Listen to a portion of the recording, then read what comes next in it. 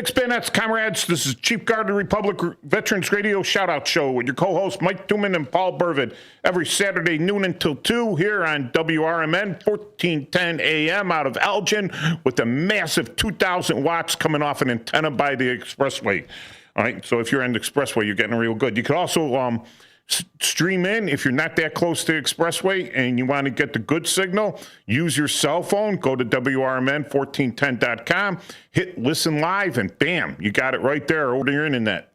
And it doesn't, it's live. Or if you're watching us now on the YouTube live channel for WRMN 1410, we're right there. And you can hear us and see us, although there's like a 2-second delay. So if I wave at myself, it takes me about a second to wave back. And then you can pick up our previous shows. Sometimes they're on WRMN. They're stacked up there.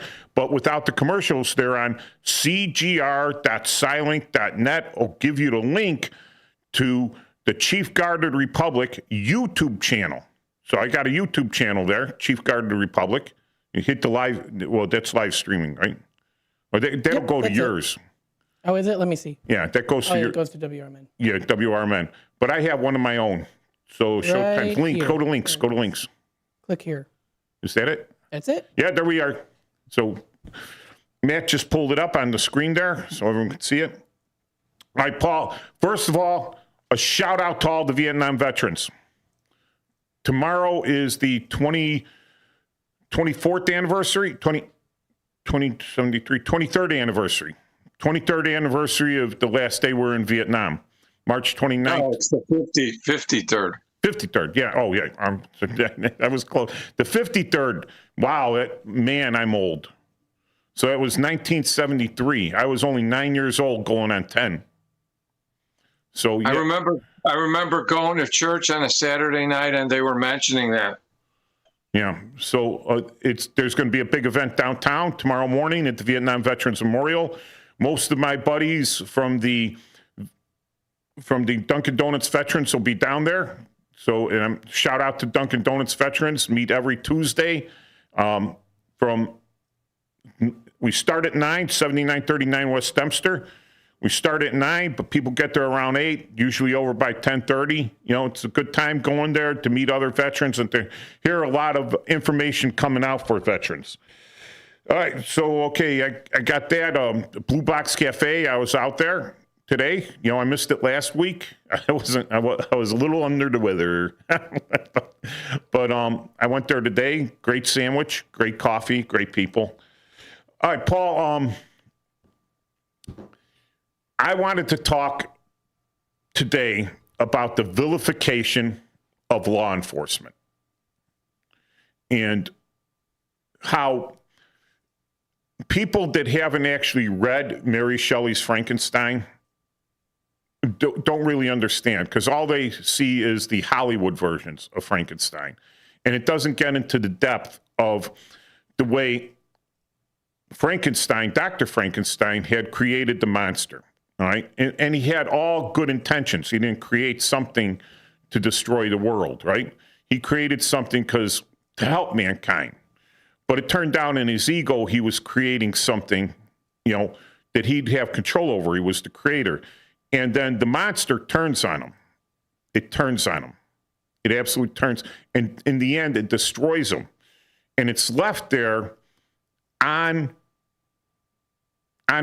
now.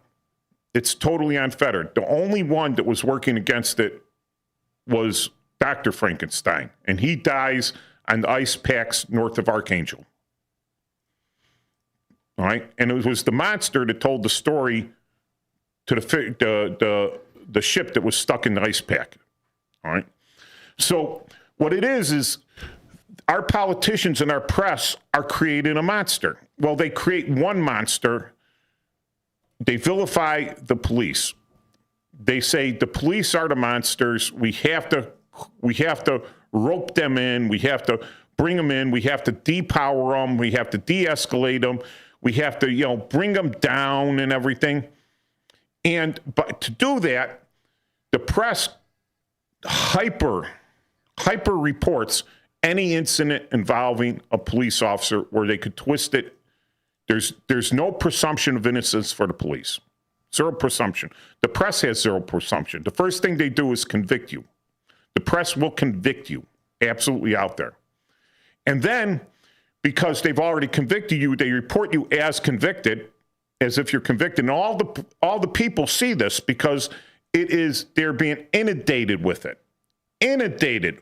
Every time a police officer does anything, he is under total scrutiny, and then the press blows apart. They jump ahead of themselves to get this and to make it a bigger thing than it could be, just bigger. And all the people that see this, the people that are still watching the legacy media and the mainstream media, the people that have been desensitized to the point where they believe everything this mainstream media tells them, everything, they are wholly believing that the police are out of control. Just absolutely out of control. Case in point with the ICE, Immigrations and Customs Enforcement, and the Border Patrol, right? The Customs and Border Patrol. Law enforcement agencies that are merely doing their job. And 99.99% of the time, they are doing their job fantastically well, fantastically restrained.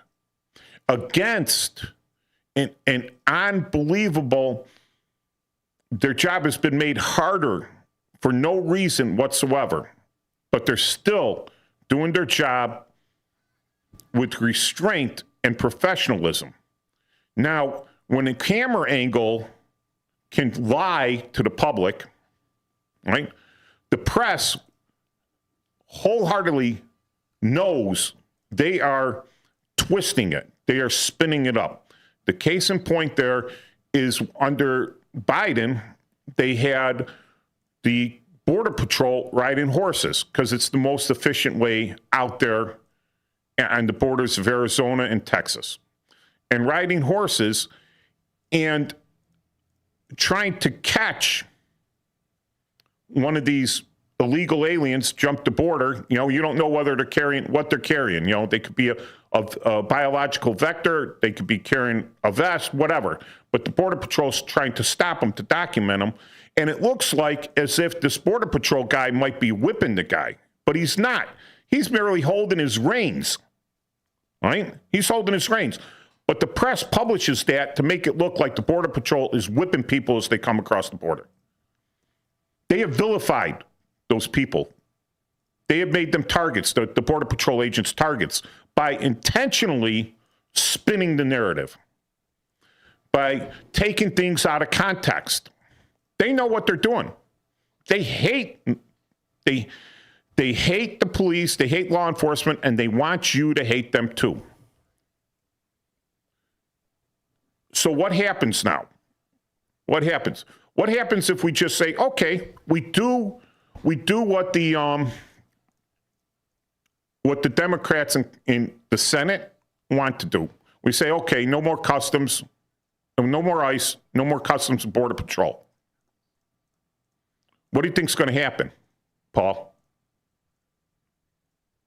Well, there's going to be a mass onslaught of weirdos coming in through the borders. Yeah, and what are they going to do? They're going to let them in. Well, they're going to murder, rape, rob people. Right. They're going to come in carrying all sorts of diseases, HIV, mumps, smallpox, tuberculosis, you know, and they're going to spread it around because they don't care. They're going to spread it around. Now, what is the Democratic Senate going to do to prevent this? What are they going to do? They'll set up a program to integrate these people into society, and then they'll buy hotels, and then they'll send them to our schools where they don't speak English. Oh, wait, that happened 2 years ago. Is that gonna cure their AIDS? No, it's going to spread it. Is that going to cure their tuberculosis? No, it's going to spread it. Is that going to stop them from robbing people? It's going to spread it. Is it going to stop them from raping people? it's going to be Okay, worse. so now you're a victim of one of these guys that came in. Mm-hmm. All right, that shouldn't have come in. So what do? Sue Congress for changing the law? Can't. Oh, You can't. so the people don't see until they're the victim, and then they're like, oh, I'm so sorry I voted that way. Oh, I was wrong. Okay, You know, I've now never ask for an heard that. apology for everyone else that was a victim. I've never heard one person in that situation actually do that. Well, I've heard. Because I've had a guy that was convicted of murder several times, and his convictions were overturned. And these, what we would call, compassionate bleeding heart type people, they got him out. They let him stay with him, and then the guy actually did worse things. But I've never heard those people say that I made a mistake. They still blame it on society. They blame it on the lack of compassion and incarceration, the lack of alternative. They will never admit they're wrong, even to the tune of someone innocently being murdered. And I applaud this recent poor college graduate student's family for saying, hey, look, this is our daughter. She was somebody. She was worth it. Your policies suck. Okay, you caused this. See, that's what people should do, but the media discourages that. Okay, And she's from New York. She's from New York, and she's going to Loyola University in Chicago. Correct. I'm going to ask you what her political leanings may have been. Take a guess. I have no idea, and I don't care. Okay, you don't care. Yeah, I don't care either. But here's the thing. Unfortunately, I think she's a victim. She's absolutely a victim of our sanctuary state and sanctuary city. 100%. The blood of every person that voted for the governor that said sanctuary city, sanctuary state, and the mayor that says it's a sanctuary city. The blood of that girl is on their hands completely. All right, on their hands completely. Now, had we not had a mayor whose police department, even the police department turned against, he politicized them and they backed off from that, right? But said, hey, do not support the ICE. Do not go and back them up, right? Even when they're in danger. Someone's attacking them with a gun. And the local police are called to take action, and they're like, nope. Selective enforcement, right? Because now they're even trying to turn the local police against the federals. There's always been a competition between locals and feds. It's always there, but not a deep, burning hatred.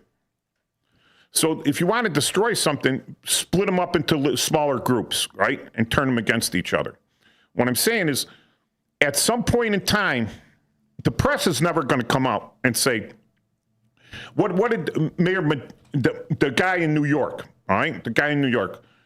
Mandami. He says it's Trump's fault. How? But he says that. And the press, boom, look, it's Trump's fault. Look at this guy that got elected mayor that has done zero in his life except getting elected mayor. And they paint it up like it's really, like it's gospel, right? They paint up, oh, this is the truth. See, listen to this guy. Look how popular he is. He's the mayor of New York, a city of 7 million people. And he says a bold, flat out lie because there's nothing else he can say about it.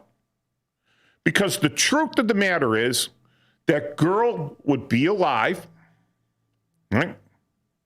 I could say that. She'd be alive today, except for Mayor Johnson, Governor Pritzker, Joe Biden, Kamala Harris, who's the, oh my God, I'm trying to think of the former Attorney General under Biden. He's so insignificant that, if it wasn't for them, that girl would be alive, absolutely alive today. Because this guy would have never came into the country.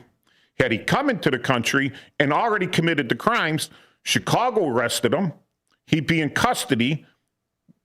In the old days, when I came on the job, we're still a sanctuary. We're a sanctuary city under Mayor Daley. All right, we're a sanctuary city. We're not going to cooperate with ICE. And so I would pull over guys. I would run them through the database, and they would come up with deportation warrants. All right, I couldn't do anything about that. If they're charged with a felony, they went to Cook County. If they couldn't post bond, so they go to Cook County. ICE used to come into Cook County and pull out all the guys charged with a felony that had deportation warrants and deport them. They didn't even care about the misdemeanors. They just went with the felons because there were too many of them. But that was no one heard about any protests or anything because it was very quiet. They ridded them out county and sent them back wherever they came from. Sometimes they came back here, right? But they were gone. That's the same thing. If we pull them over in Chicago for a crime or for suspicion of a crime where I have reasonable suspicion that a crime has been committed or is being committed, right? And I pull them over to do investigation or I stop them. Hey, on the street, I get his name from him. I run his name, pops a warrant. I lock him up. What's my probable cause? Probable cause was reasonable suspicion. I had the reasonable suspicion to run his name. The name came up, there's a warrant. I don't need probable cause, there's a warrant. Right? I bring him in, I've got him in custody, I haven't fought with them. There ain't a million people protesting.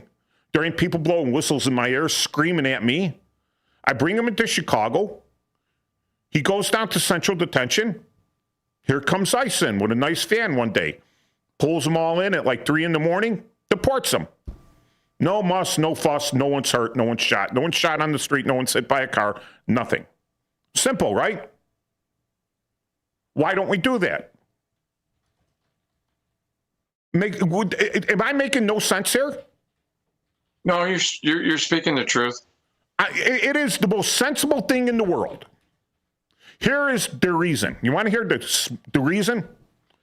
Well, sure. See, there's a lot of crime out here, and there could be witnesses to the crime or victims. And we don't want the victims to be afraid of the police and not come in and report the crime, or not to cooperate with the police to be witnesses for like a homicide that they saw because they're afraid of getting deported. I says, that's the dumbest thing I ever heard. You would love if people didn't report crimes. They would love it. They would be like, woohoo, look at all the crime. The crime's still there. It's just the people that are victims aren't reporting it. Because, all right, so here's a truism for you. 95% of the time, if you give a false alibi, that is absolute proof to me that you're guilty. 95% of the time. You know what the other 5% is?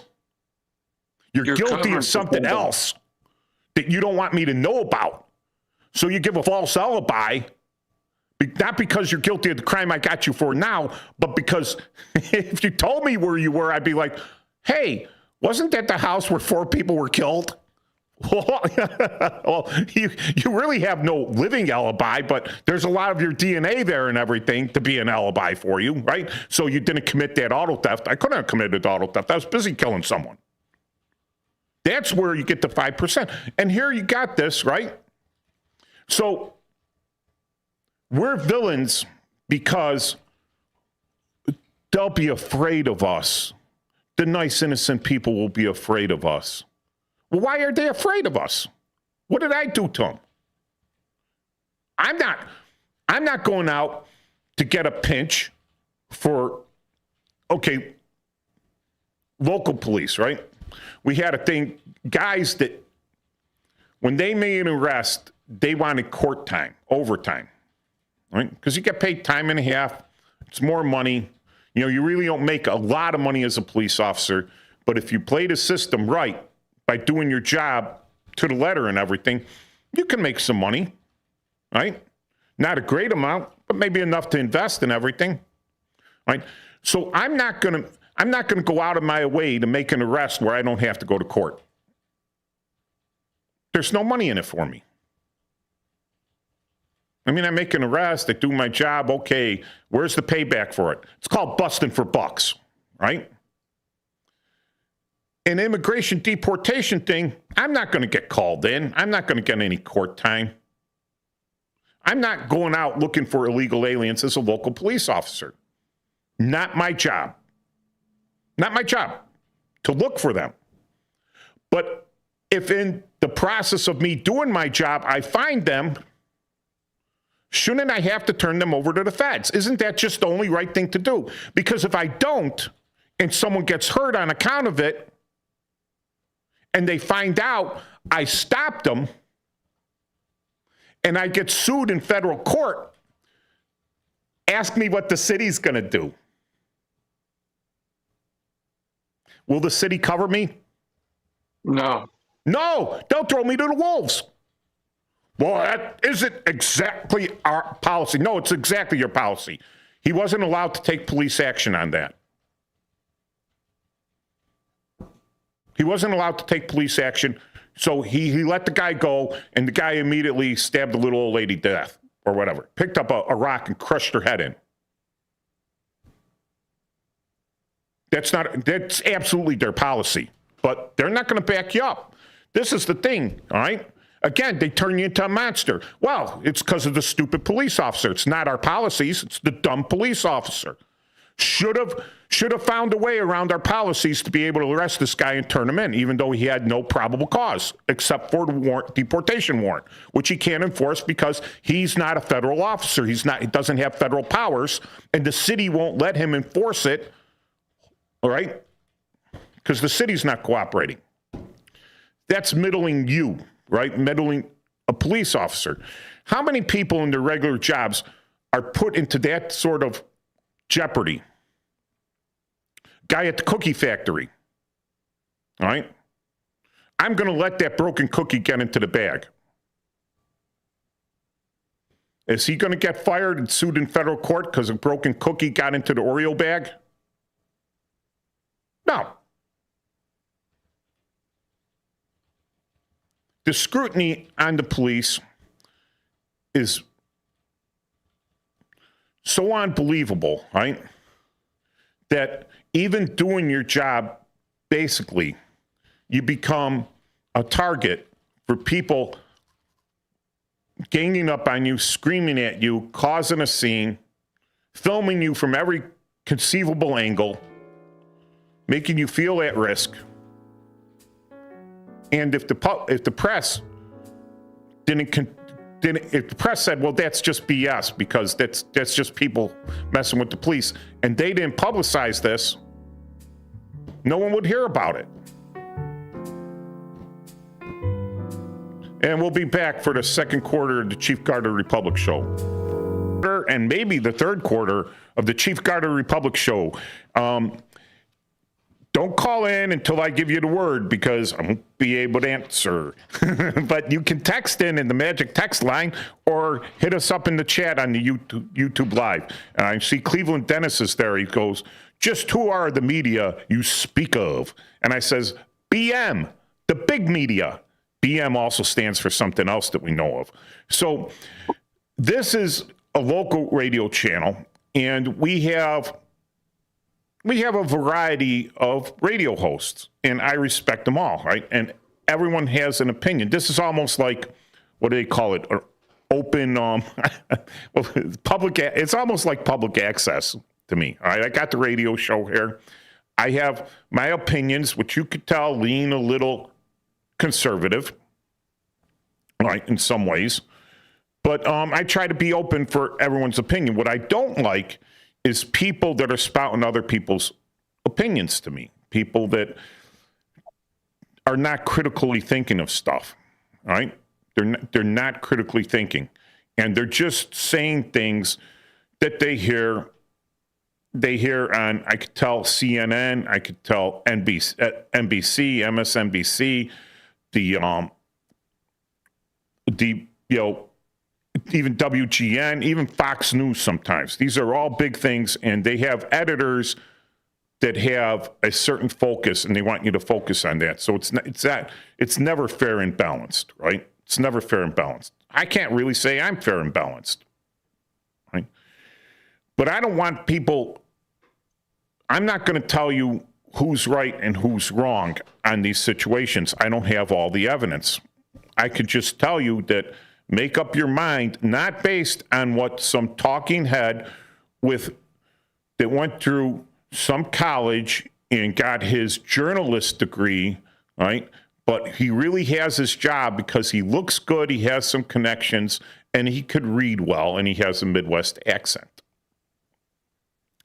And if you ask him anything critical about it, like to think about something, he only reads the scripts he's given. And when he goes off script, you can see how bright these guys are. Not that I'm the brightest, the sharpest knife in the drawer, or the brightest bulb in the lamp, you know?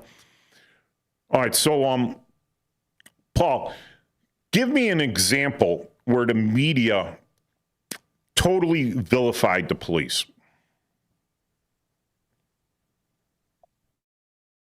Well, the most recent one is the issue in Minnesota, okay?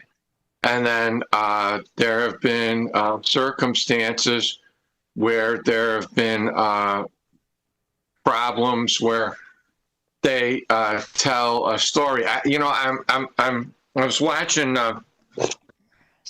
There's a YouTube host called Dr. Todd Grande, and he's like a psychiatric social worker type thing. And he takes either court cases or historical things, and he looks into them.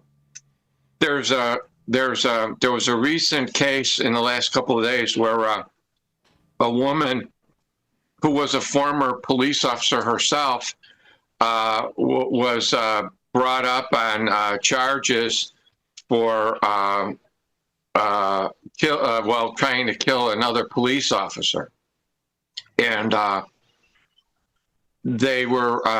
she had a baby with her fiance, who was a fireman, and these were people from her department.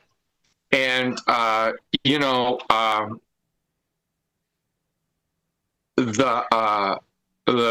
she had a trial with a judge, and her story was she was going to use the gun and kill herself with it. His story was that they were letting her get some things to leave the house, and he was in the room, and she pointed the gun at him. In both cases, they both indicated that she had fired the pistol, but it had not gone off. All right.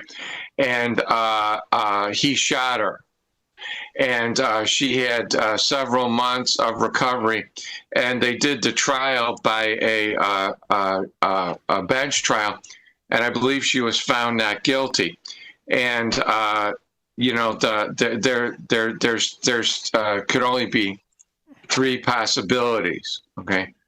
Either the woman's right, the officer's right, or there was a conspiracy because allegedly when they found the gun, it had a live round in the chamber.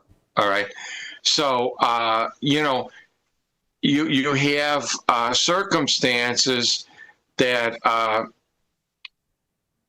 lot of it's the reason of our criminal justice system, because sometimes you can't hide your lying eyes. You know the person did it, but the only way to get the defendant off is to concoct some story. Yes. I remember I was sitting in court once with a defense attorney who I knew very well, and he told me an interesting story. And the story was that a guy was being followed by the police, okay? And he went to a meet, and he was involved in a drug transaction, and he left the drug transaction, and he was tailed by the police, and they finally did a traffic stop on him. Okay, and he burst out of the car, and this is the story from the police, right?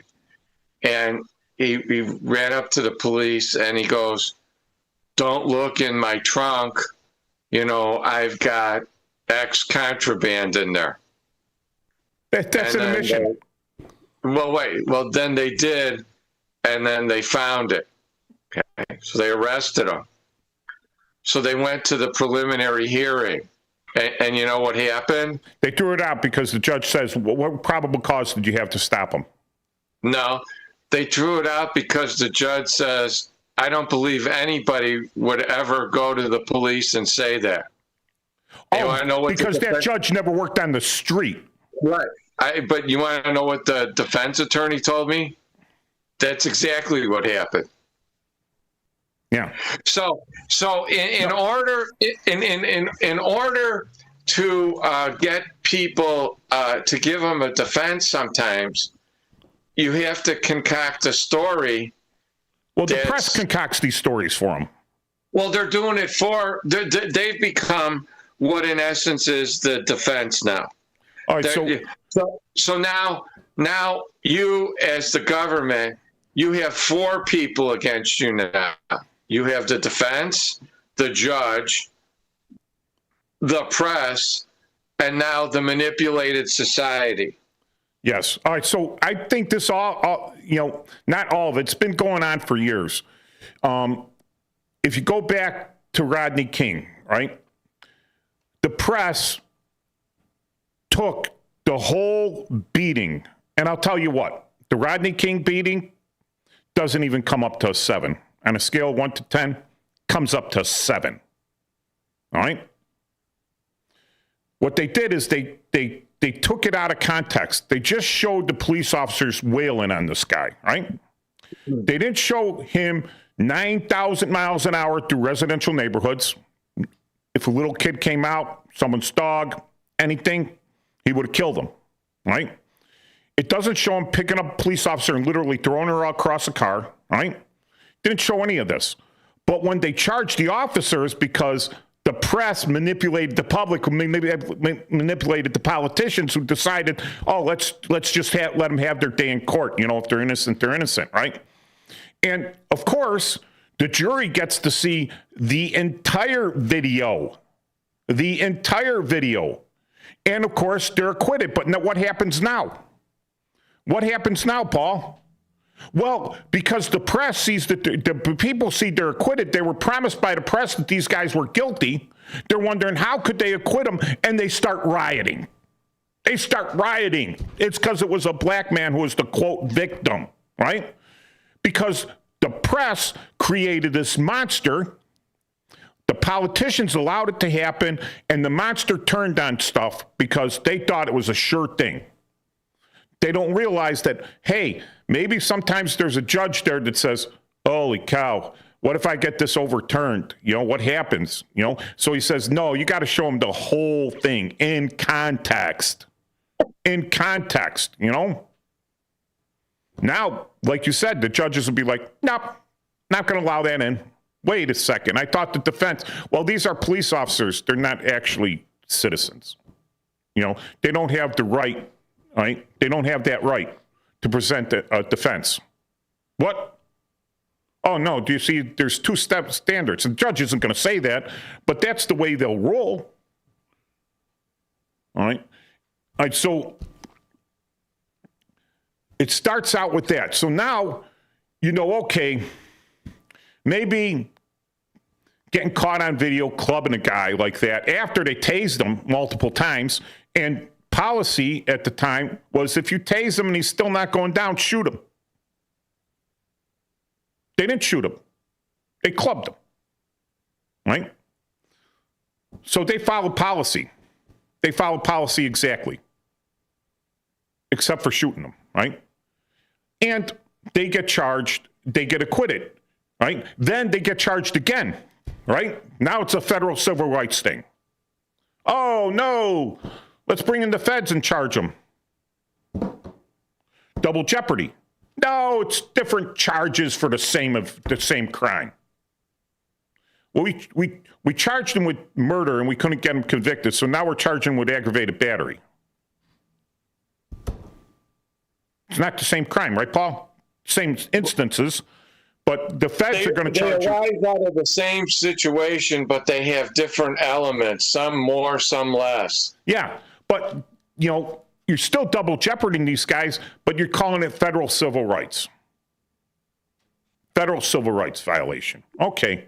It's the same event. It's the same event. That happened in Chicago, right? With the Burge case. Right. Burge, O'Hare, Eucitis, those guys, right? They were tried in state court, acquitted. Tried in federal court, acquitted. Sued in state court, not liable. Sued in federal court, not liable. What did Burge go to jail for? Perjury. Because he misspoke to an FBI agent years after the event. Well, it was a deposition that he gave under oath. Yeah, all right. Was it proven that it was a lie? They said it. Well, the FBI said it was untrue. Could you prove that he was lying? That he knew he was lying? It's just the FBI said it was untrue. Oh, this guy said this criminal who murdered 2 police officers, coup d'etat him in cold blood, said he didn't do it. Said he was tortured. All right, so let's do a credibility list on this, right? So they based Burge's conviction based on the FBI believes the criminal had more credibility than the police commander. That's how you really, in a civil case, Paul, it's credibility, right? Right. All right. So whoever's the more credible, if there's no physical evidence, it's going to be based on credibility. They just make stuff up like that because as a police officer, apparently with the press, you're guilty until proven innocent, unless you're one of their favorites. So you have to become a politician, and you have to basically be the love slave for the press. You have to be afraid of them. You have to treat them like everything else. You have to basically beg them to not go after you. Then they love you as a police officer because now you're one thing that'll never enforce the law. You're a guy so afraid of the press that you're not going to enforce the law. Now the press is great with you. Here's a theory. Tell me what you think of this theory. The reason the press hates the police is because they're everything the press is not. Do you think that's a true statement? Yes. All right, so police officer goes out there, right? You go into the old pre-FOP when the police were fighting for a contract, right? And there's that commercial out there. You won't go into that alley for $1 million. A police officer does it for a lot less. Do you think one of these guys is going to go by himself into the Altgeld Gardens questioning people about a homicide? Excuse me, what did you see? Well, you live right here. Why didn't you see it?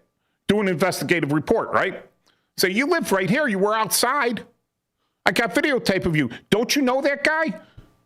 What would happen to that press guy now? Well, they beat him to death right there. You know? He can't do that. He can only interview people in a safe environment. Right? Well, not only that, they get tips from the lawyers who are manipulating the press to get good pre-publicity so that they could affect juries ahead of time. They plant the seeds. They do their own pre-publicity and they're laying the mattress out ahead of time.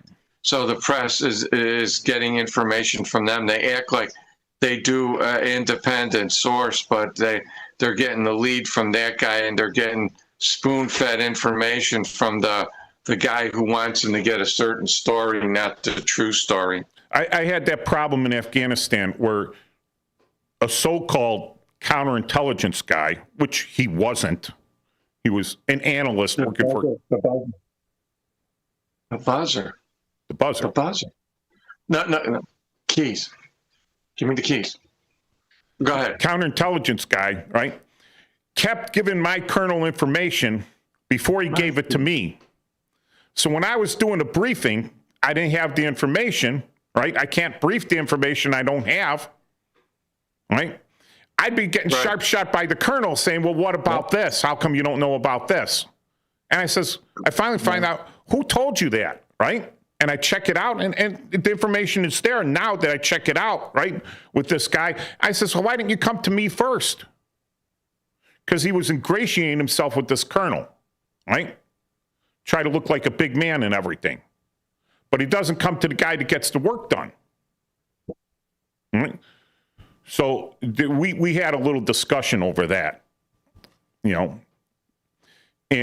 But yeah, you're right. Out there, these guys, they have the connections and everything. You know, what's more important, getting the story or getting the bad guy off the street, Paul?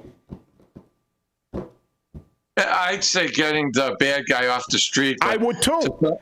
Some people, it's all about the story.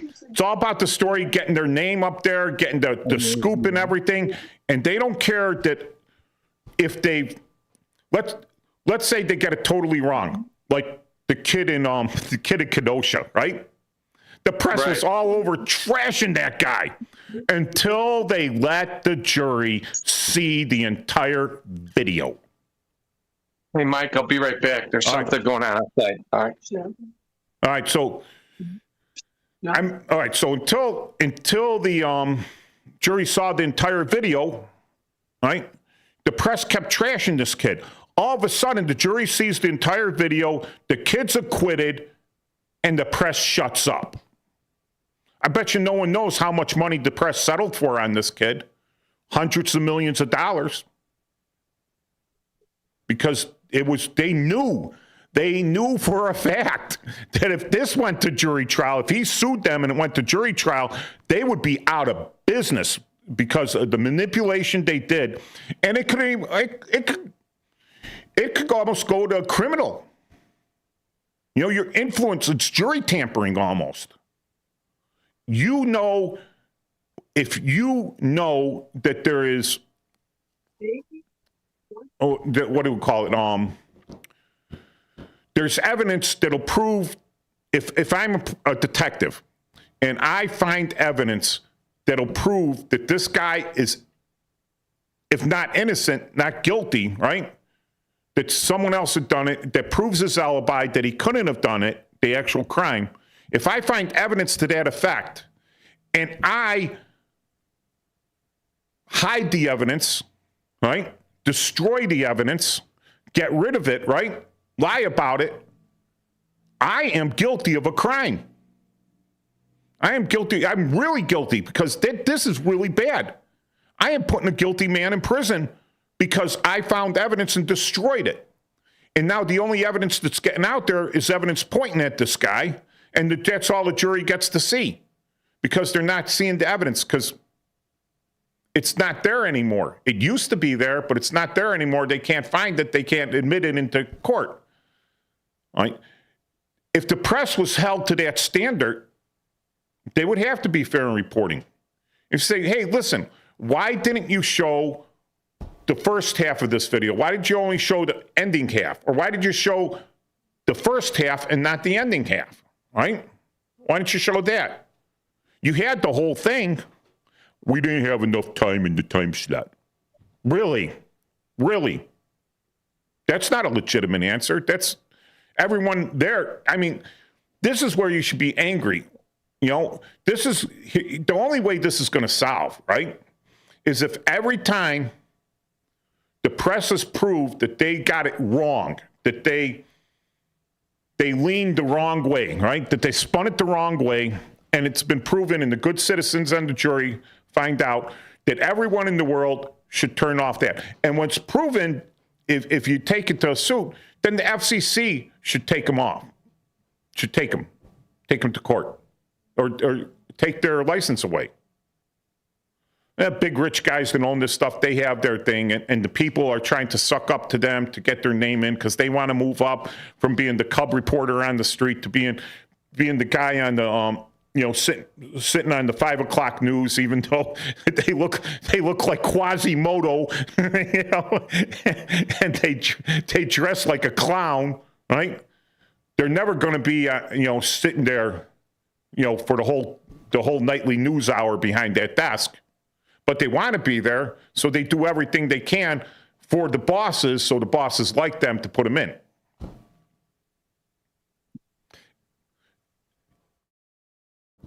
They are, the worst part of it is, if you think about it, the harder they make a police officer's job,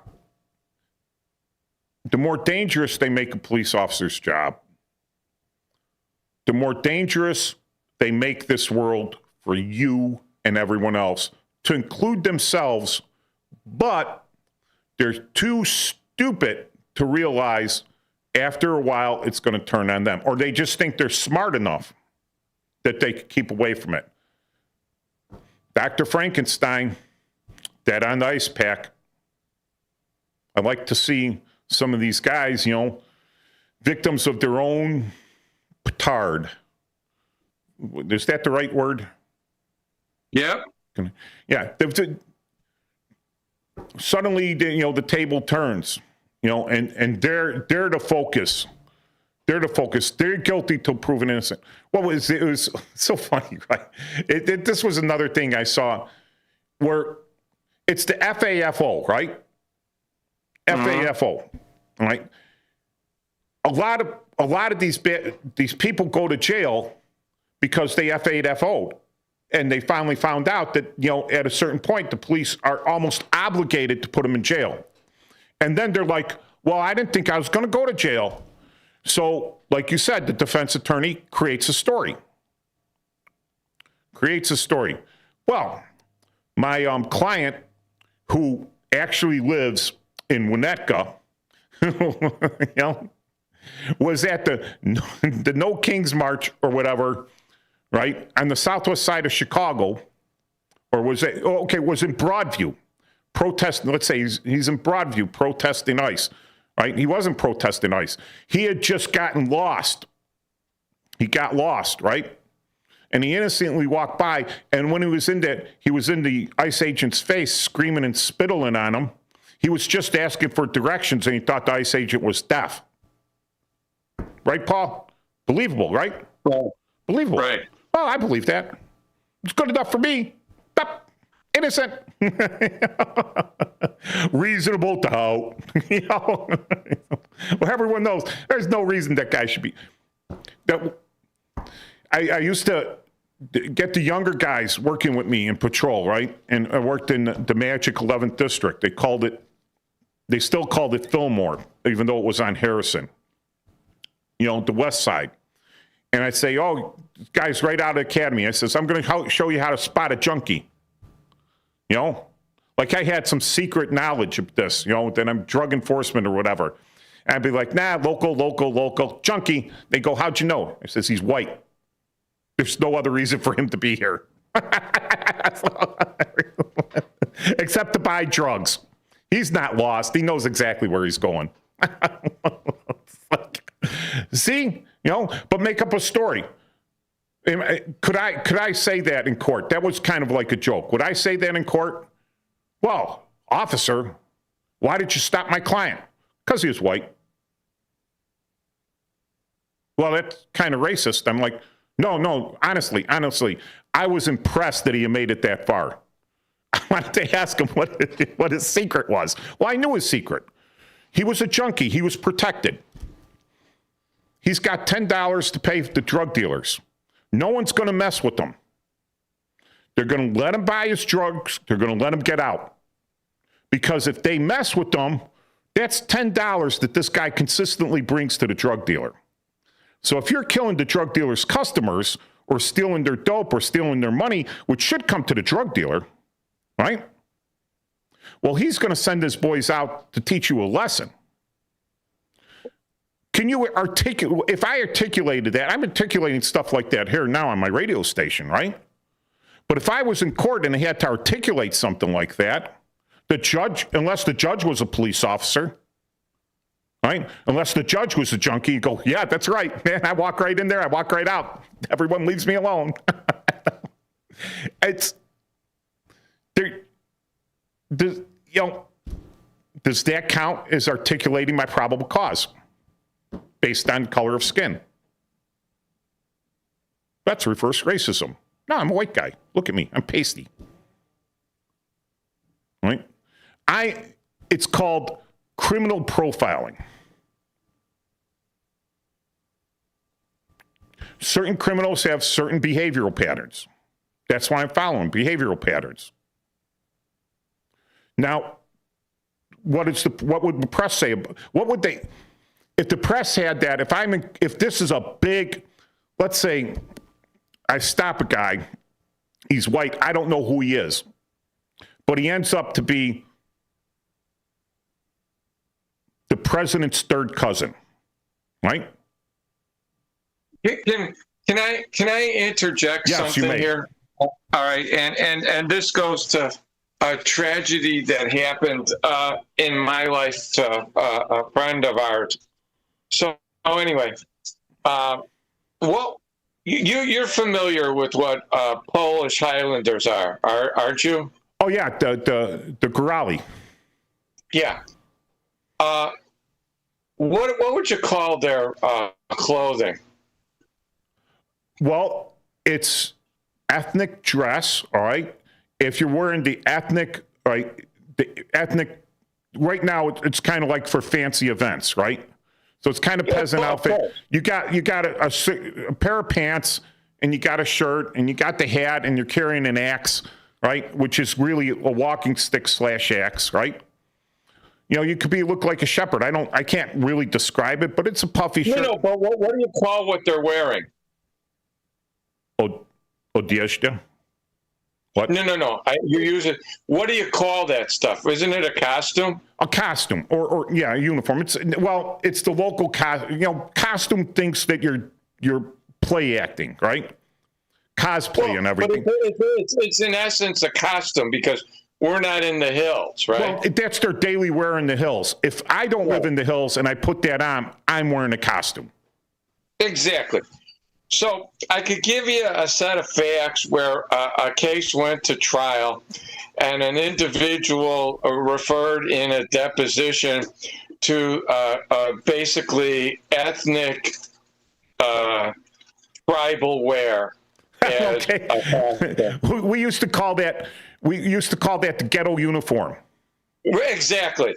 Now, I would call it the ghetto uniform, and the defense lawyer would have a field day with that. Well, this person called it a costume, and they tore the person apart, and the judge let him do it. And what happens is, again, everybody needs a defense. Okay, it's our right as Americans. Our Constitution is based on that. But as I told this person before the trial went forward, they're going to lie, okay? And then they said, well, do you think the jury will think that's okay? And I said, yeah. The jury will expect it.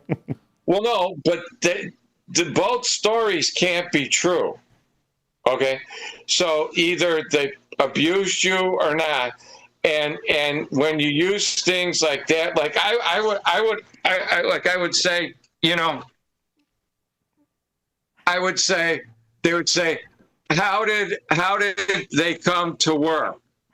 And like you said, I could say the ghetto uniform, or my friend would say a costume, and I would say, I thought I got some bad booze and I ended up in a Nairobi, Kenya alley.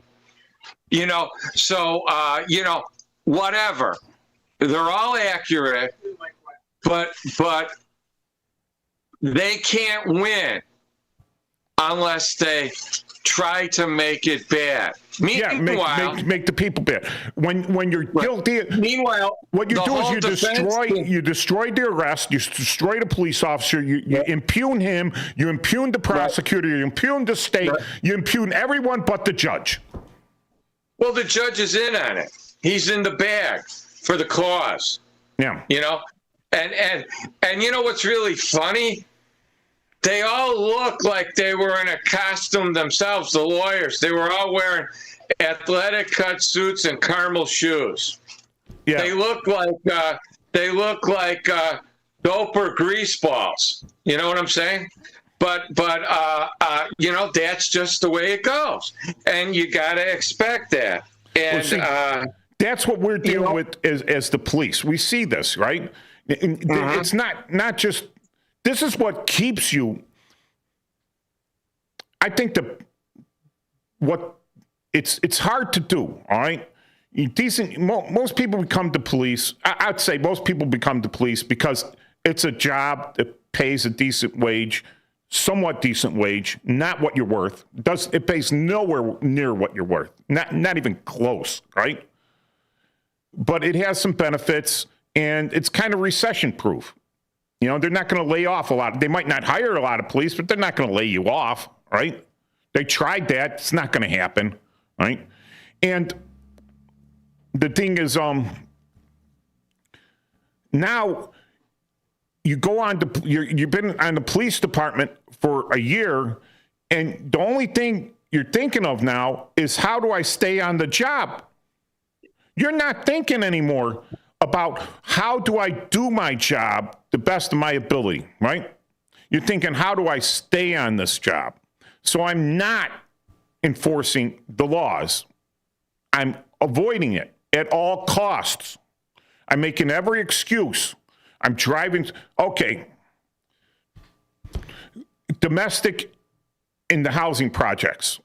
Always drove real slow with the siren on as loud as I could. Why? Give the dude a chance to wake up and walk away. There you go. Out you go. Give him a chance to walk out the door, get away before I got there. Then she's screaming, go look for him. I want him locked up. I says, tomorrow morning, Sunday night now, tomorrow morning's Monday morning, go down to domestic violence court, swear out a warrant for his arrest. There you go. If he comes back tonight, we'll lock him up. Guess who never went on Monday morning to get a warrant? She didn't. Never. Sometimes when you lock them up right away, they go down and they're like, police lied. I never said I want him arrested. Unless you got the body cam there. And even if you got the body cam there with her screaming bloody murder that she wants him arrested, with her signing the complaints in front of you, getting it sworn in front of the sergeant and everything, sergeant there, she's going to go into court and get him out and said, the police lied. And even when you show it to the judge, right? Because now she's under oath saying the police lied. They're just going to dismiss it for wanted prosecution. But gone. Instead of doing what they should do, is this your signature? No. Well, why do we have the video camera of you signing it, right? Why do we have that?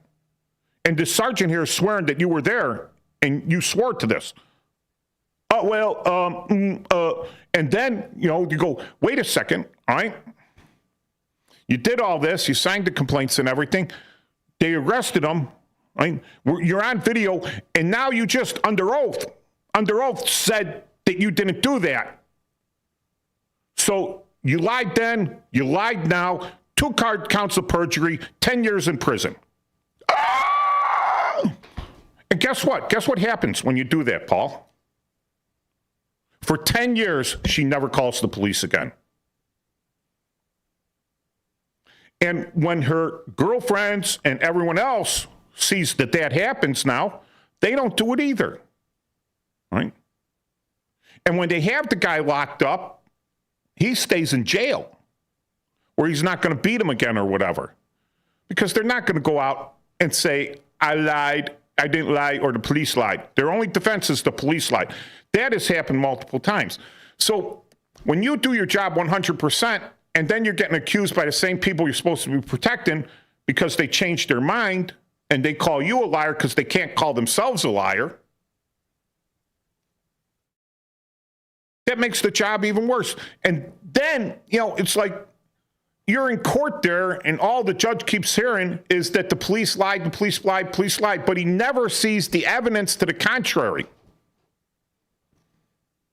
I'd have to say some of the judges believe, but I think nowadays the judges are trying to, you have less credibility than anyone in there because of this constant thing and the constant,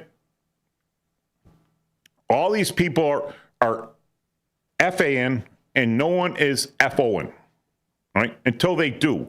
And when they do FO, right, then they cry and whine and everything and they turn themselves into the victim. So why would you want to be the police other than the pay, the security? A few guys out there really have, they really want to do the right thing. They really want to do good. They have blessed are the peacemakers, right? For they're going to see God.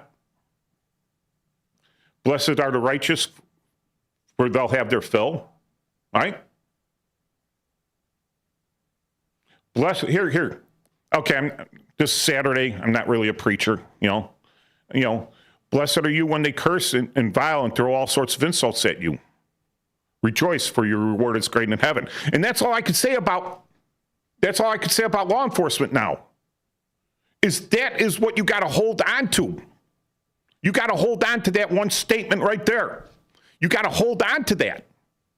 Because otherwise you just won't do your job, you know?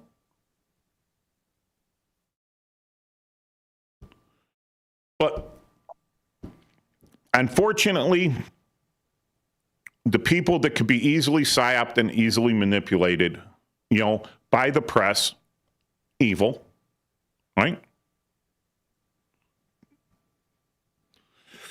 They are encouraging what? I haven't seen any Burger King hats come by. Have you seen any come by, Paul? No.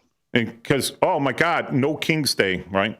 These are the same people that,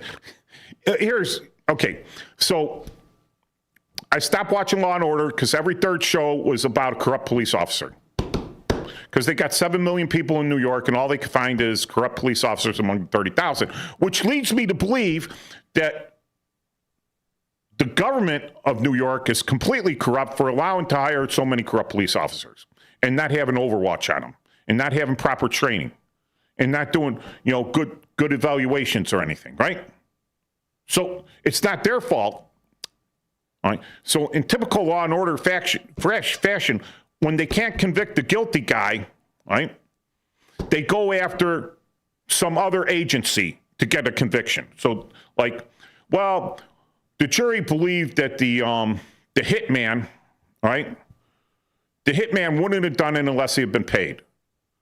So they found the hitman innocent, so now we're going to go after the guy that paid him. But we're not going to go after the guy that paid him because he's already dead because the hitman got rid of the witnesses. We're going to go after the company that the guy worked for that paid him so he could have money to pay the hitman. And it gets that convoluted with them, and they think that this will go through, that this is what happens in court. Paul, if a case had if a guy was found innocent, right? Would the state go after? I mean, he's found innocent. Would the state go after him a second? We don't ever find him innocent. We find him not guilty. But, yeah. But it just. All right. So the people see all this on television. They're inundated with corrupt police, corrupt that in the movies.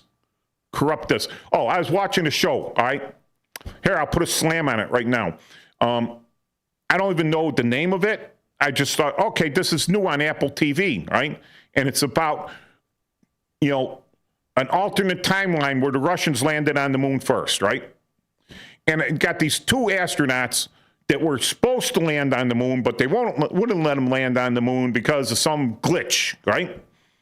And they're talking about, and one guy starts talking about how the police were beating people unnecessarily in 1968. I'm like, okay, click, shut it right off. I'm like, I'm done. I wasted up to this time. I don't care where this goes now. The police were beating people up on the moon in 1968? No, in Chicago. No, I know, I got it. I know. In Chicago, right? Right? You know, it's like there was a giant riot happening, right? People were, not just the police, other people were hurting each other. There was things going bad, property damage, everything else, right? But yet, he's going to get down there, supposedly an astronaut, right? And he's going to put the police at fault immediately. But that's the writer doing it. It's a writer. And all of a sudden, his vision is coming in. Guarantee you the writer wasn't there in 68, right? He wasn't there. He read some stuff was twisted or what for his own view. You know who was there in 68, Paul? My dad was there. Your dad was there. Yeah. You know, I got to see him come home all tired and everything. And yeah, I know. People got hurt.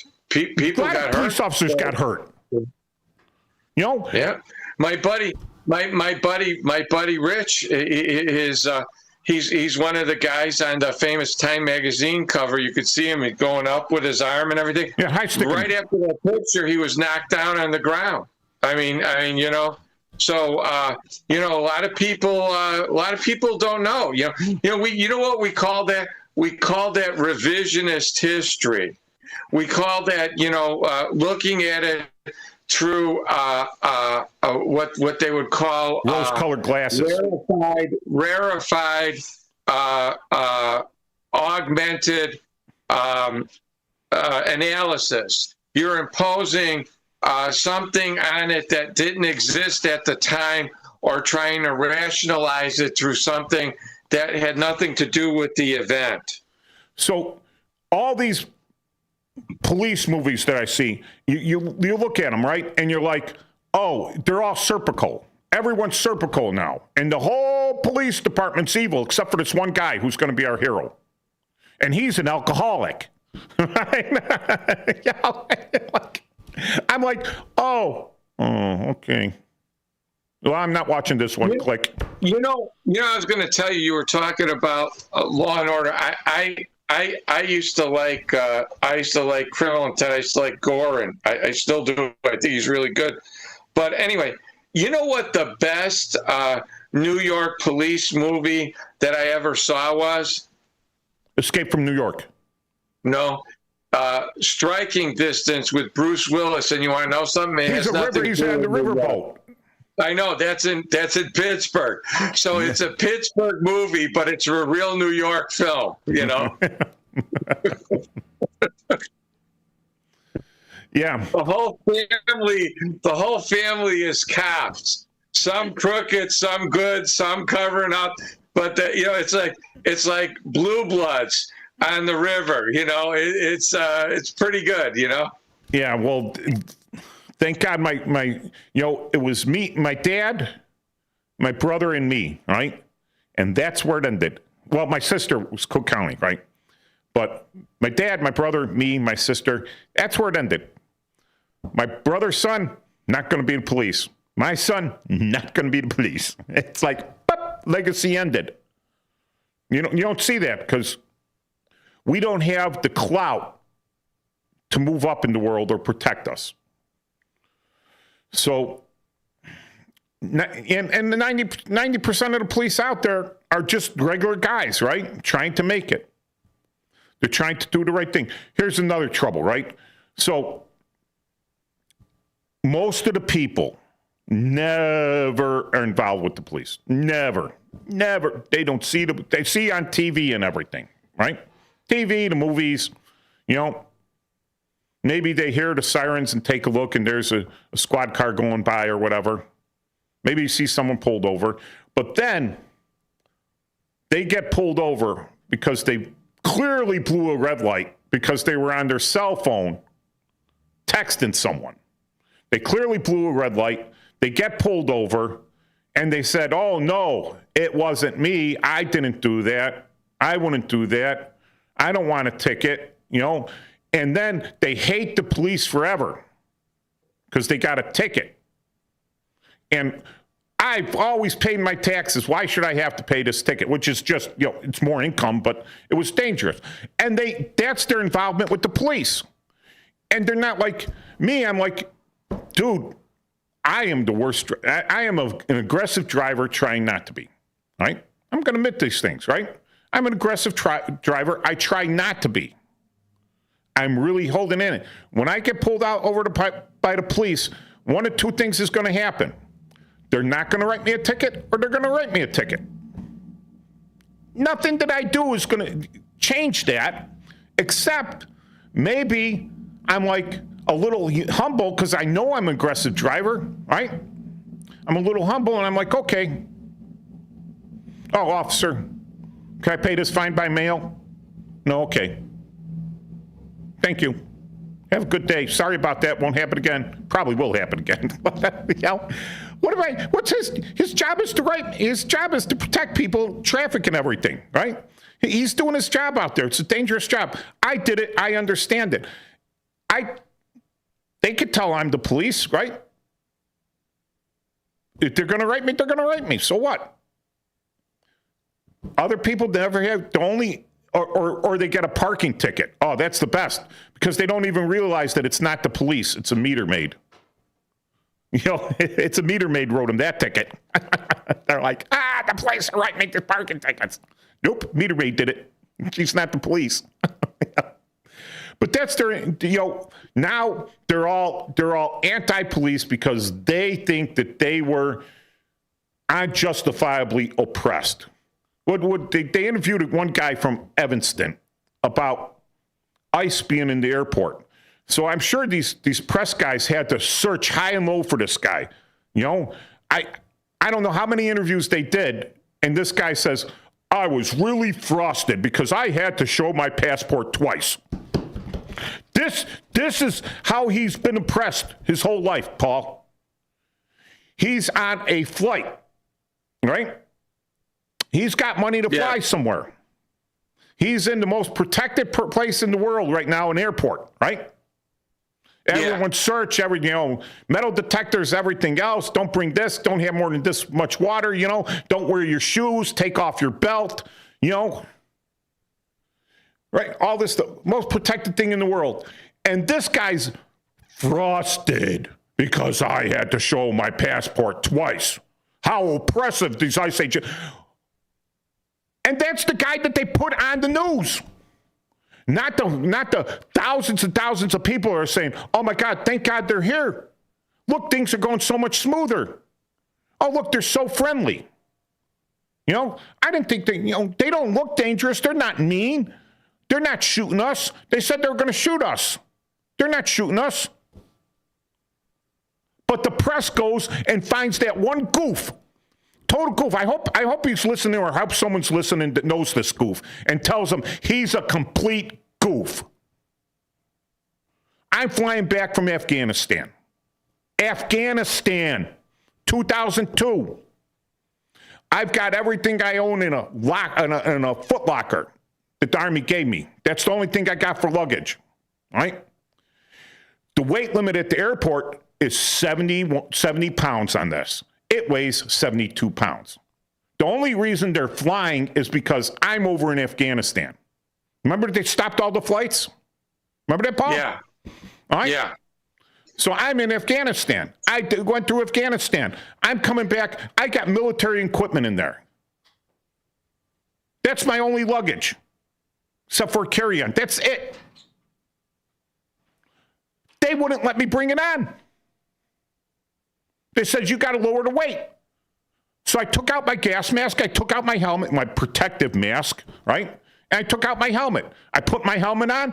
I put my protective mask around my waist. There, 70 pounds, right? Less than 70 pounds now. And I wore that on the plane. Yeah. And I asked everyone on the plane, what, they didn't give you one of these? I thought they were issuing them to everyone on the plane.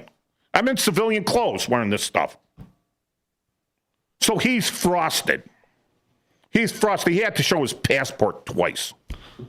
I'm going through the airport again. This is, this is the people, right, that are protesting the police to think that I should be eliminated because he had to show his passport twice.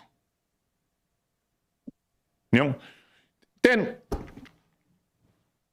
I'm going through the airport. I'm in uniform now. Right? I'm coming back from Afghanistan again, but this was 2007. TSA stops me. They're going to search me. I'm like, no, you're not touching me. I'm U.S. military on military orders. You're not touching me. They put me in the penalty box. I didn't want security chasing me down and everything. And their boss comes by, and he gets this terrorized look on his face of why I'm standing in a penalty box. And he asks his people, he says, well, he's got to be searched. There's a little mark on his ticket. That's, sitting there being ogled by everyone while everyone's going through. No one cares. But me, I got to be searched. And this guy goes, oh, no, go right through, sir. Go on. No, sorry, sir. I says, hey, how come your people improperly trained?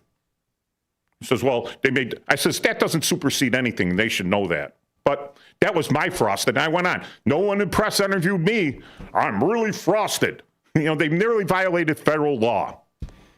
Violated federal law.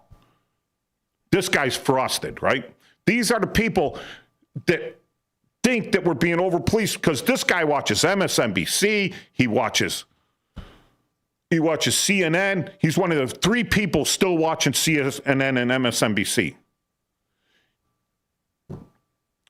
The press creates a world that is less safe. The only trouble is 100% true. They live in a bubble.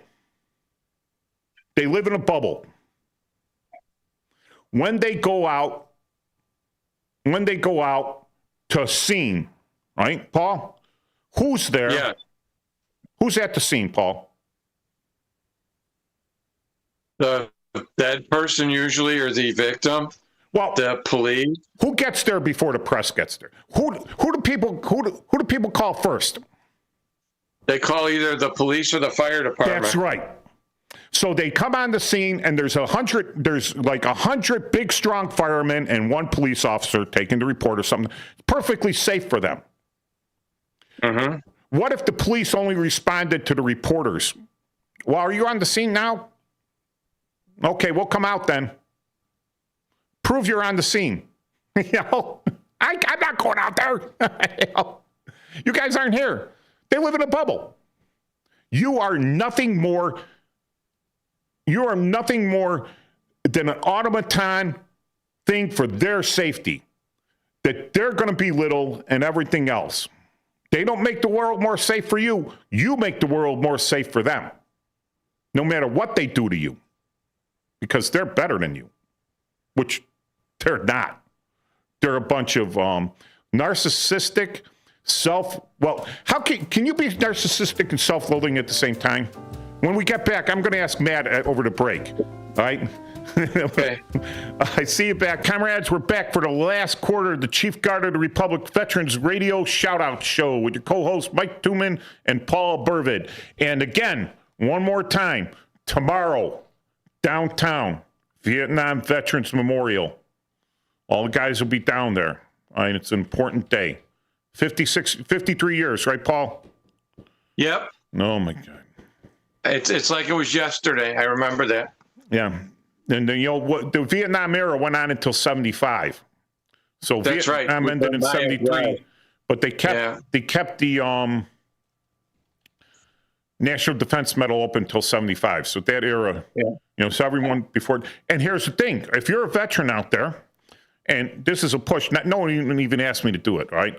So there's honor flights, right? The honor flight. Look up honor flight Chicago, honor flight Lake County and everything. And maybe there's an honor flight Kane County, or Lake County's got a big one. Up in Milwaukee, they got a big one.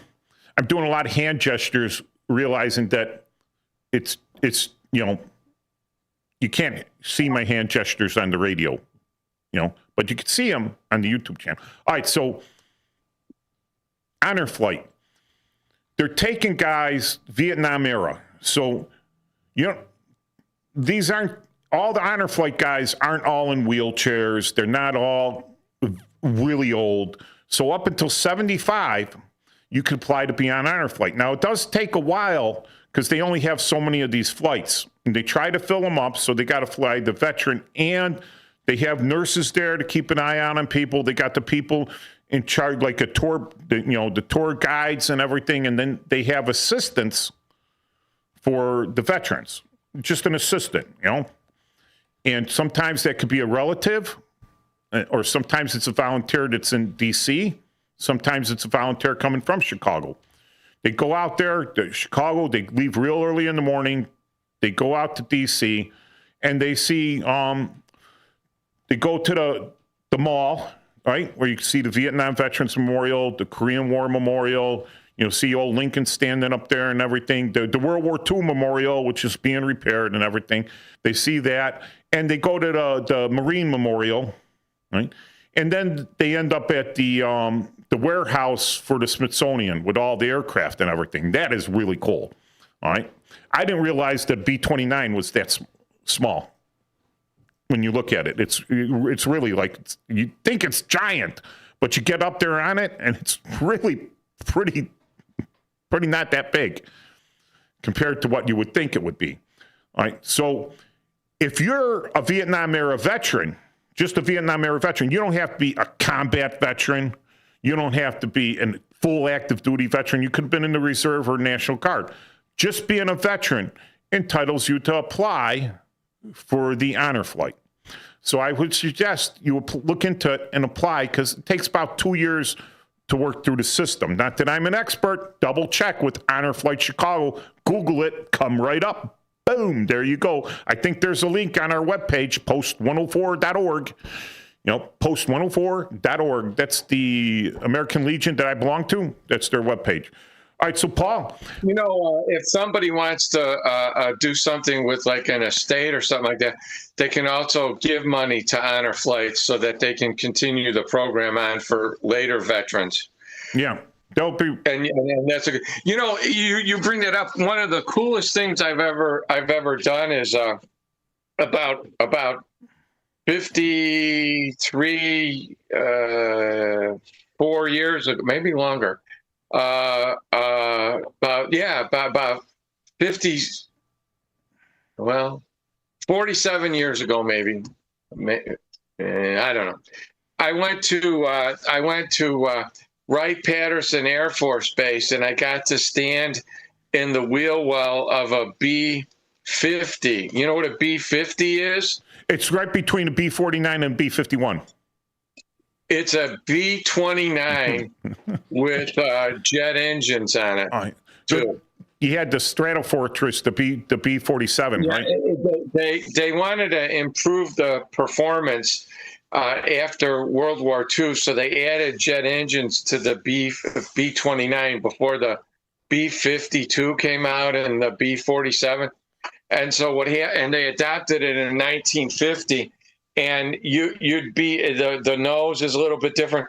And I'm actually standing in the wheel well. And then I got to see Fifi one time at Midway Airport. She came in.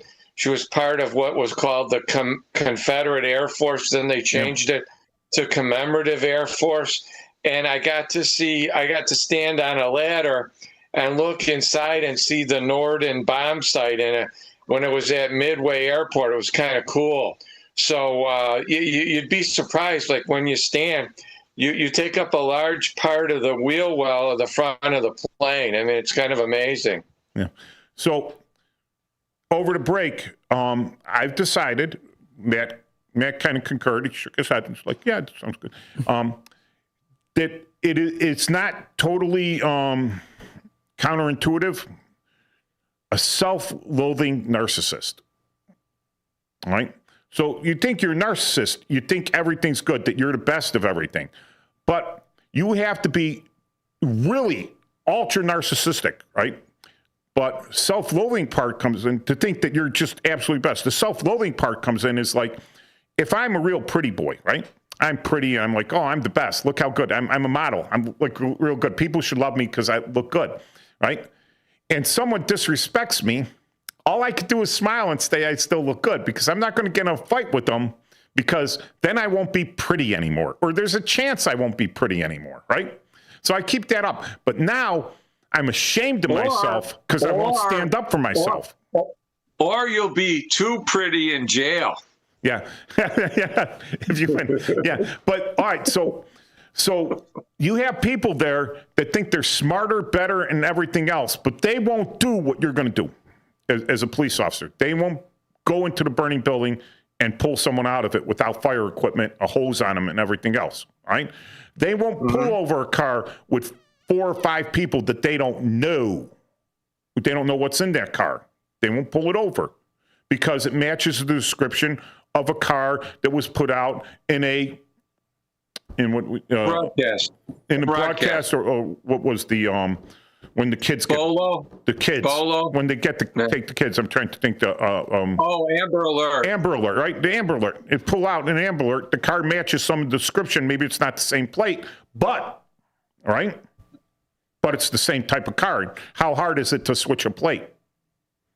You know, so they won't do that. They might call it into someone who is going to do it, right, Paul? Right. But if they're smarter and better at this than me, then they should pull over with their civilian car, right? And say, hey, sir, do you have a kidnapped child in there that might be at risk? Because his mother said that you were a pedophile? Well, sir, why don't we discuss this? You know, you're going in a bad direction with your life. Let's get you out of the car. I'll bring you home and we'll talk about it. No, not going to happen, right? Who do they expect to do the dangerous work? To go up on this guy, maybe he's got a 45 sitting in his lap. The popo. Yeah, they won't do it. But tell you what, they're jealous of the fact that you will do it, that you're willing to do it, that you're empowered to do it, right? Well, you want to do that? You want to show me how it's done, Mr.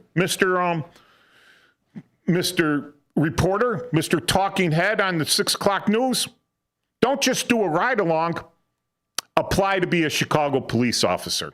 Hey, people that don't like how these guys are running in Iran, and I guarantee you they're going to cry about something some GI does over there. Hey, they're taking them to 42 now. Yeah, you look real pretty in that suit and everything. You know, you're thin, but are you in good shape? All right, drop your job, sign up for the Marines, go infantry. Go to the 82nd, go to airborne school. They won't do that. They're too pretty. They're too smart. That's what the peasants are for. That's where you get, but they are ticked. They are so ticked that you can do it. I used to say the best thing, right? You know, one of the guys I worked with, and like this is going with the feds versus the locals, right? And the guy goes, hey, you know, the feds have all the training, they have all the toys, they have all the funding. All we have is all the experience. It's like, all right. So these guys don't even, the actors, right? What is that? I used to watch Reacher, all right? The television series, right? Big actor, right? Because Reacher's supposed to be a big guy. That guy's a goof, right? If you support Trump, you're just a terrible person. How does he know how terrible I am? All right?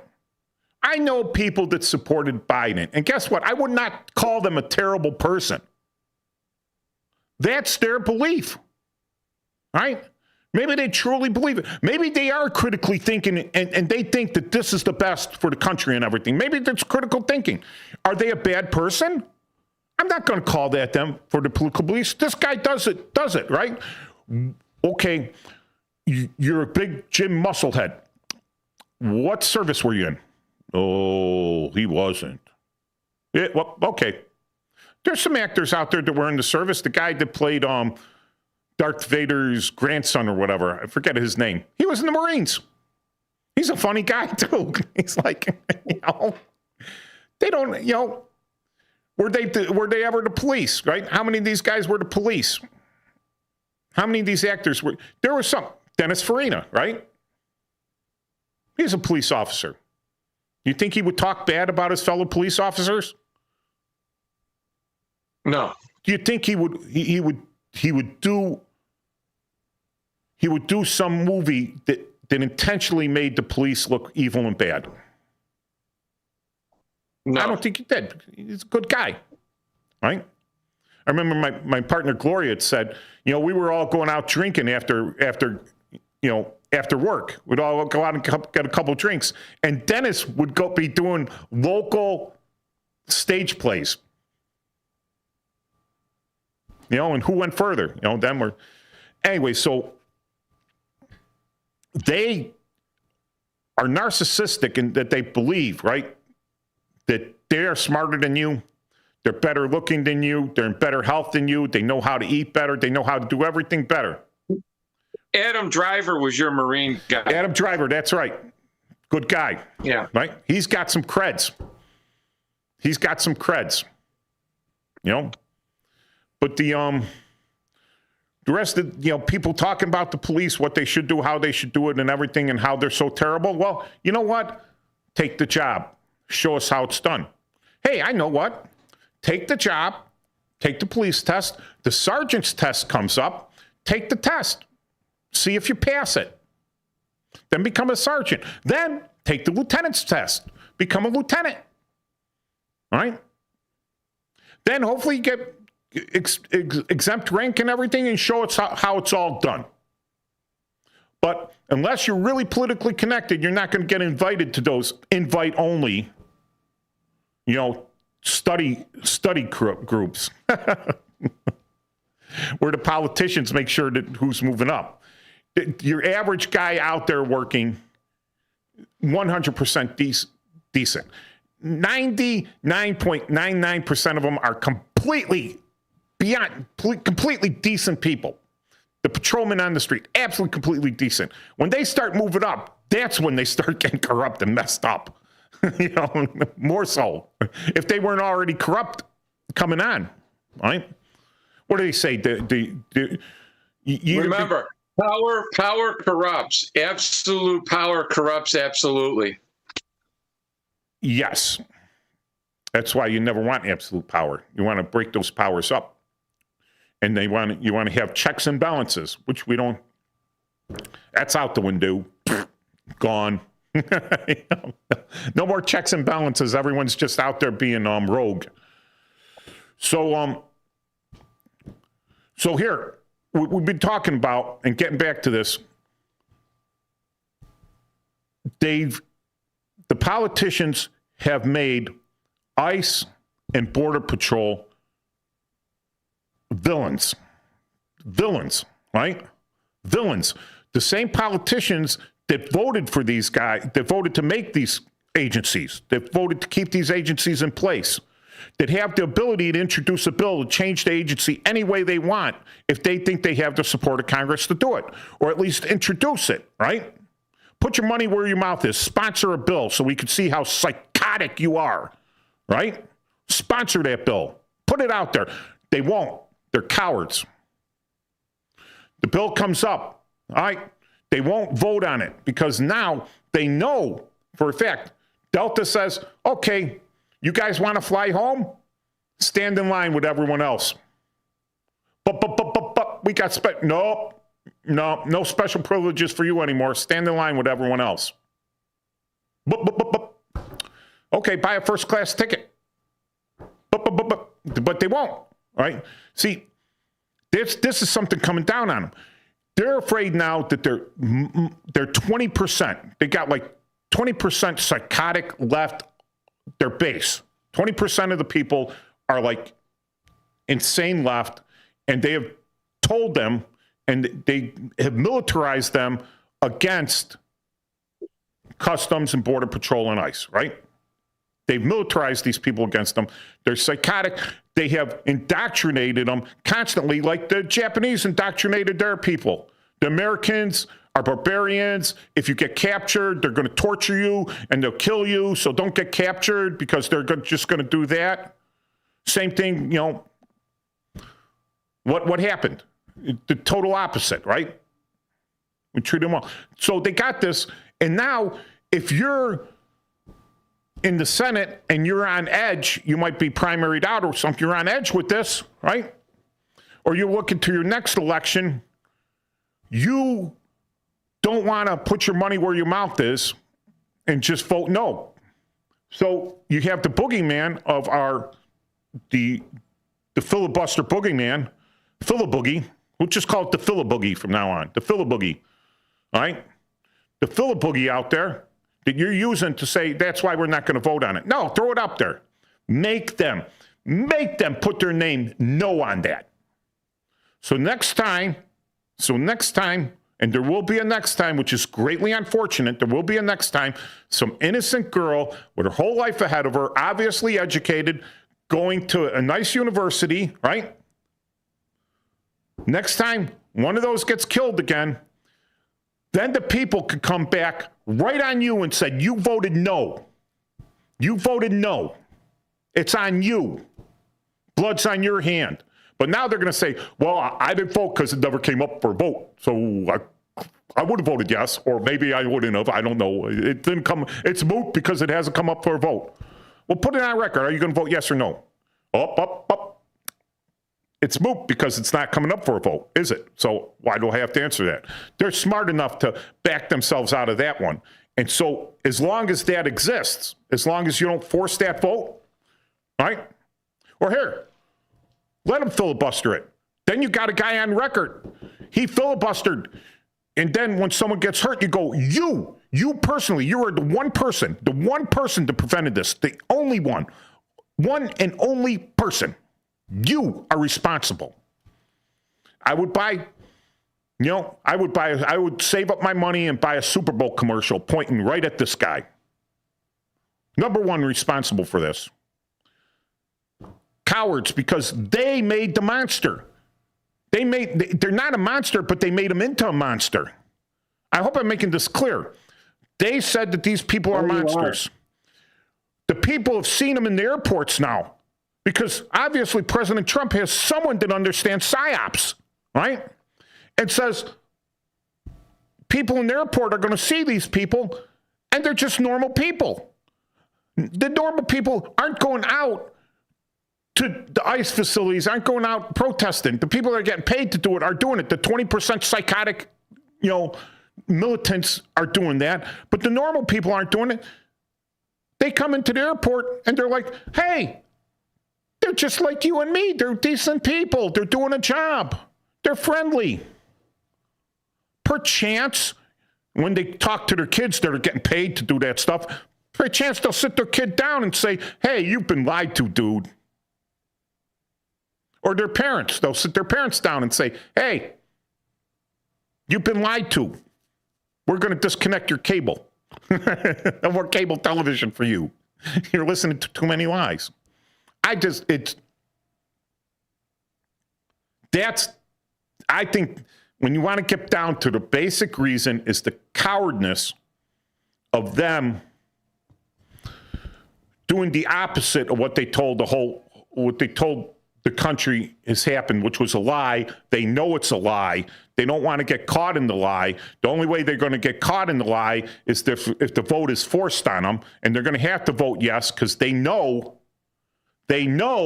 if they vote no, they'll go down in history with that no vote for that. They know that. So they tried to do this thing we talked about this, where one side is known for rallying the troops, circling the wagons, no matter how bad that is. Rally the troops, circle the wagons. There are very few off-flyers on this, right? Senator Fetterman being one of them, right? He's like, I don't believe that lie. I don't have to follow you. Who are you? But they circle the wagons because they control the money, they control the press. Right? Fetterman, they're going to try everything they can to primary him out, although it's more likely a Republican will get in. But, all right, so go that way. Force the vote. Have them put their name in writing. What was the one thing about former President Obama, former Senator Obama, former State Senator Obama. What was the key thing about his voting history? He didn't. He didn't. President, President, I'm here. I'm going to vote either way. President, I showed up. President. Yeah. Yay. Yo. So you can't think anything out. That was kind of, that's cowardly. That's weak. But it's the political smart thing to do at the time. He was running basically unopposed for Senate against Keyes, who actually moved into Calumet City, right? I don't want to get into that one. But, all right, so they create a monster, hoping that the monster they created creates a counter monster, which is their militant arms, right?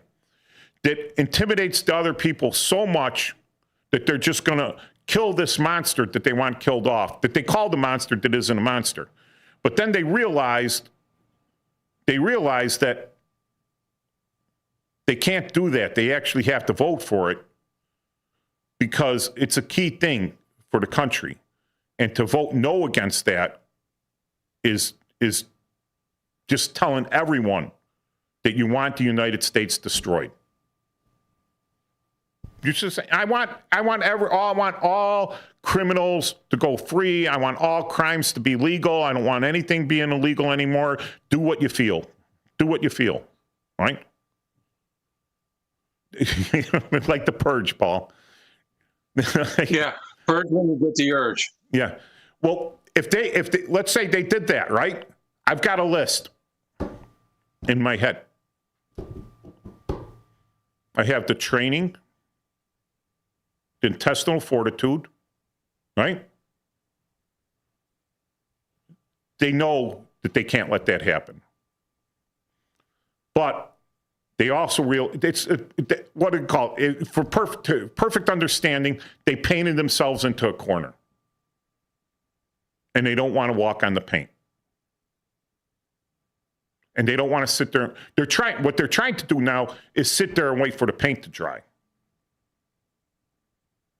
So they could walk over the paint and walk out of this. That's why they're not voting, because they're waiting for the paint to dry. Force to vote. Force them to walk on that paint. Force them to walk on that bloody red paint. And when they vote no, you can follow the trail of their red footprints right to their house and say, you killed my loved one.